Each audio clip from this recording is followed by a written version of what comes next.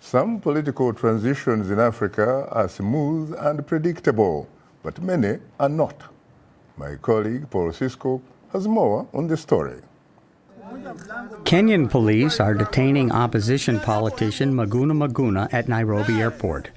The deported opposition leader was charged with treason for his support of Raila Odinga, who symbolically inaugurated himself as the people's president January 30th.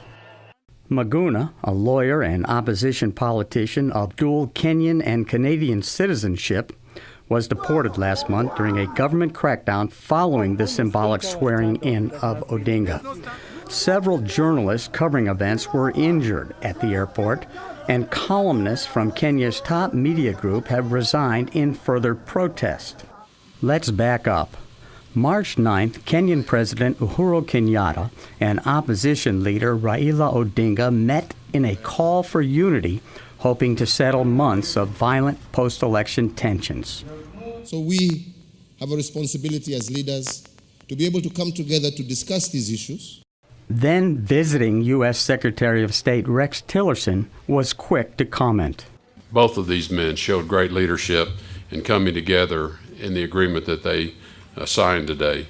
And the United States looks forward to supporting the process that was announced to bring the country together and to address the various national divisions. And Ethiopia's ruling coalition has elected Abiy Ahmed its chairman, making him the country's third prime minister in 23 years.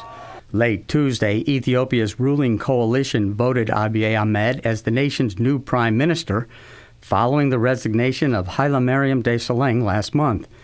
The Ethiopian People's Revolutionary Democratic Front chose Abiy to succeed Hailemariam as the chairperson of the coalition, meaning he automatically becomes prime minister. Also Tuesday, a last-minute decision by Sierra Leone's Supreme Court postpones till Saturday the scheduled runoff election between ruling party candidate Samura Kamara and Julius Bio of the main opposition party. The winner replaces Ernest Koroma, forced to step aside after his second term as president expired. Mustafa Y is president and CEO of Mamba TV. The precedent is there, so I think other African countries should be looking at what's happening not only in Sierra Leone but also what happened in Liberia and learning from it and really making sure that there are peaceful transitions throughout of Africa. Tensions and unrest continue in Cameroon, where elections take place next October. Paul Biya is stepping aside.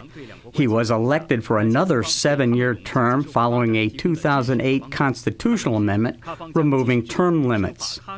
Political analysts fear an extension of what some consider a political dynasty by the ruling party in Cameroon. And in Egypt, an election that has been called a selection, an endorsement, and even a coronation by some critics. Current President Abdel Fattah el-Sisi is set for an easy victory after authorities urged people to cast their ballots and provide a strong mandate for the former military commander. Many more serious candidates were forced into stepping down. Egypt's Elections Commission says the vote will continue to be free and fair. In 2013, the ex-general Sisi led the overthrow of Egypt's first democratically elected president, Mohamed Morsi of the Muslim Brotherhood. Finally, Nigeria. In contrast, Nigerians will hold presidential and National Assembly elections next February. It will be Nigeria's 9th presidential election since independence in 1960. In May 2015, incumbent President Goodluck Jonathan left office after losing a close vote to President Muhammadu Buhari. It's not clear whether Mr. Buhari will run again. Paul Sisco, VOA News, Washington.